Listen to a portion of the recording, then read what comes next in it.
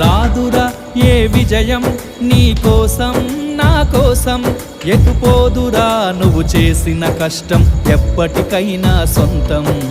కాలంతో పయనించే వాడికి కానిది ఏముంది, సాధనతోనే సాధ్యమవ్వునని సదాశయంతో సాగర ముందుకు. రాదురా ఏ విజయం నీ కోసం నా కోసం, ఎటుపోదురా నువ్వు చేసిన కష్టం ఎప్పటికైనా సొంతం.